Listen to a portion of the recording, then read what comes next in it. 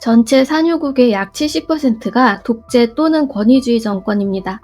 불안정하거나 혼합형 체제까지 포함하면 이 수치는 90%까지 올라가는데요. 전문가들은 석유와 민주주의 사이에 확실한 상관관계가 있다고 말합니다. 1972년부터 2002년까지 약 150개국을 대상으로 한 분석에서 석유 의존도가 높을수록 민주주의 수준이 낮아지는 경향이 뚜렷했습니다. 전 세계 석유의 상당 부분을 차지하고 있는 중동과 북아프리카 지역에서 전쟁이나 내전, 쿠데타가 끊이지 않고 일어나는 이유는 표면적으로는 종교나 민족 갈등 같지만 실상은 자원쟁탈전인 경우가 많습니다. 대체 왜 이 나라들은 그 많은 돈을 갖고도 평화로운 강대국이 되지 못할까요? 그 답은 바로 세금에 있습니다. 이야기에 앞서 권력의 흐름이 어떻게 중앙으로부터 분산되게 되었는지 간단하게 얘기를 해보고 가야 될 듯한데요. 제대로 된 세금 징수 체계가 없었던 먼 옛날에는 왕이라도 생각보다 돈이 많지 않았습니다. 그래서 전쟁처럼 큰 돈이 필요할 때는 귀족들에게 손을 벌려야 했고 당연히 귀족들의 눈치를 볼 수밖에 없었습니다. 그러다 신대륙과의 무역으로 빠르게 돈을 번 신흥 부자 계급들이 생기기 시작했습니다. 반면 땅만 가지고 있던 귀족들은 점점 가난해지기 시작했고 몰락 귀족들이 등장하기 시작합니다. 명예는 있으나 현금은 없는 귀족들과 신분은 낮지만 많은 부를 가진 부르주아들의 이해관계가 맞아떨어졌습니다. 부르주아들은 돈으로 귀족 자기를 사거나 지참금을 주고 귀족 집안과 혼인관계를 맺었습니다. 이들이 이렇게 돈을 주고서라도 자기를 사려던 이유는 무엇보다 국정 운영이나 입법 같은 정치 권력이 귀족들만의 전유물이었기 때문입니다. 이들은 돈을 주는 대신 정치적 발언권을 요구했고 이 거래가 반복되면서 만들어진 것이 바로 의회입니다. 즉 민주주의는 처음부터 이상적인 철학으로 만들어진 게 아니라 돈, 즉 세금을 내는 쪽이 정치적 결정에 참여하려고 하면서 만들어진 구조였습니다. 이렇게 정치적 영향력을 확보한 자본가들이 자신들의 경제적 이익을 위한 입법 활동을 하면서 영국 산업혁명의 제도적 기틀이 되기도 했습니다. 여기서 돈, 권력, 세금은 같은 뜻으로 볼 수 있는데요. 국가가 국민에게서 돈을 걷어야 할 때 권력은 분산됩니다. 오늘날 국가의 주 수입은 국민이 내는 세금입니다. 국가가 돈이 필요하면 결국 국민에게서 걷어야 하기 때문에 정책을 만들거나 세금을 더 거두려면 설득해야 하고 때로는 타협해야 합니다. 국민들은 자신의 세금이 제대로 쓰이는지 확인하고 자신들의 이익을 대변해 줄 수 있는 사람을 대표로 선출합니다. 때문에 정치인들은 표를 얻기 위해 국민들을 설득해야 하고 때로는 국민들의 눈치를 보기도 합니다. 권력이 바로 국민들에게서 나오기 때문입니다. 하지만 이러한 과정이 통째로 생략된 나라들이 있는데 바로 일부 산유국입니다. 우리나라 같은 경우 수입의 대략 20%에서 25% 정도가 국가의 세금으로 들어가는데 이 비율이 거의 0에 가까운 나라들이 있습니다. 대표적으로 사우디아라비아 같은 경우 직접적인 개인소득세가 사실상 없습니다. 국가 운영에 필요한 돈의 대부분은 석유에서 나오기 때문입니다. 이런 경우 국민들은 정부에 대한 감시의 눈이 흐려지고 정부도 국민의 눈치를 볼 필요가 없습니다.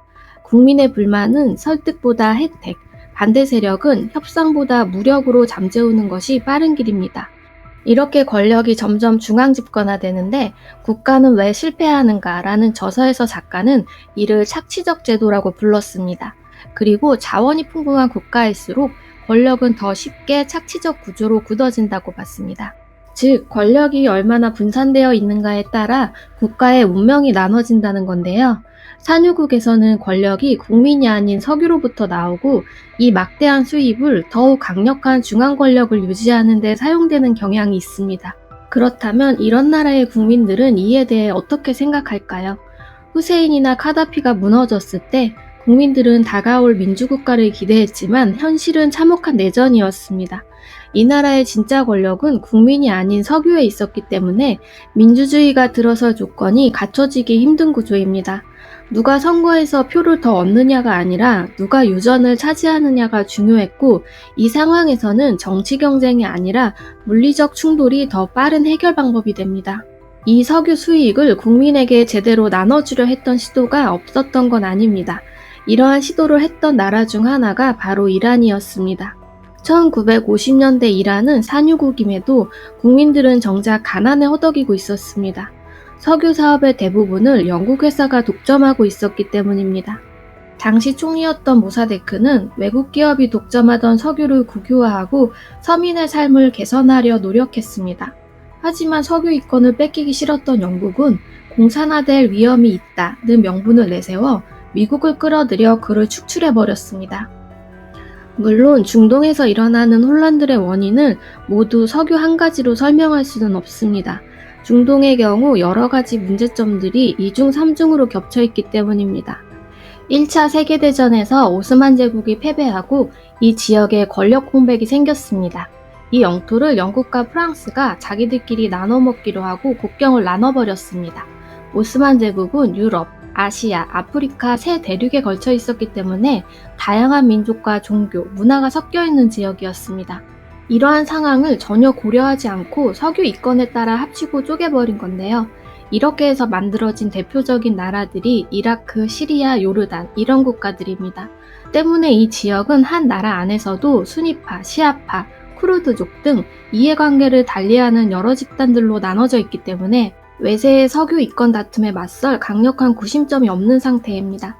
마침 이 시기가 이 지역에서 줄줄이 석유가 발견되던 시기였고 강대국 입장에서도 이 지역이 하나로 뭉치기보다 갈등이 계속되는 상태가 자신들의 석유 이권을 챙기기에 더 유리하다고 판단했습니다. 외세의 간섭에 맞설 힘을 길러야 할 시기에 역설적으로 석유는 내부의 자생력 또한 빼앗아 버렸습니다. 1993년 리처드 오티라는 경제지리학자가 그의 저서에서 사용한 자원의 저주라는 용어가 있습니다. 자원에 기반한 산업화가 국내 경제에 악영향을 미친다는 내용으로 여러 연구를 통해 경제학의 정설이 되었습니다. 이 사례를 가장 잘 보여주는 나라가 바로 베네수엘라입니다. 베네수엘라는 원래 농업과 낙농업이 주수입인 국가였습니다.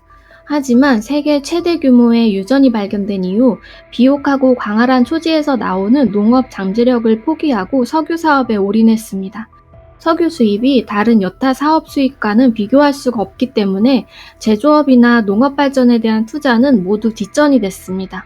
잠깐 동안이지만 베네수엘라는 한때 남미에서 가장 부유한 나라가 되었습니다. 하지만 2014년 유가가 폭락하자 베네수엘라는 재정을 메꾸기 위해 화폐를 마구 찍어내기 시작했고 그 결과 초인플레이션이 발생했습니다. 2018년 한 해 동안 물가 상승률이 약 100만 %에 달했습니다. 1,000원이던 물건이 1년 만에 몇백 혹은 1,000만 원까지 달했습니다. 사실상 화폐의 기능 자체가 완전히 무너진 상태였습니다. 하루마다 가격이 올랐기 때문에 사람들은 월급을 받자마자 바로 물건으로 바꿨습니다. 이 과정에서 지도부의 부정부패는 말할 것도 없고요.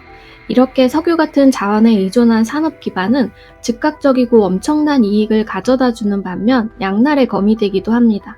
이런 현상을 네덜란드병이라고도 하는데요.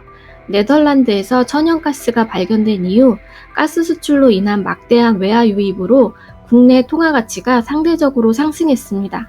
그와 동시에 국내 제조업의 경쟁력이 무너지면서 나라 전체 경제가 휘청거렸습니다.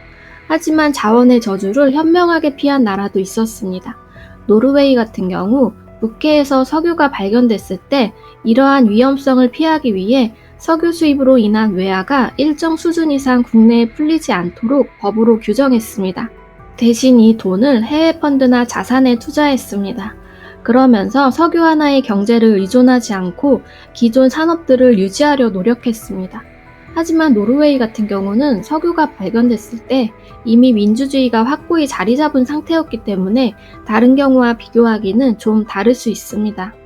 석유라는 로또가 당첨됐을 때 그 돈이 국민의 복지가 될지 독재자의 총알이 될지는 결국 그 나라가 가진 권력의 분산에 달려있다는 사실.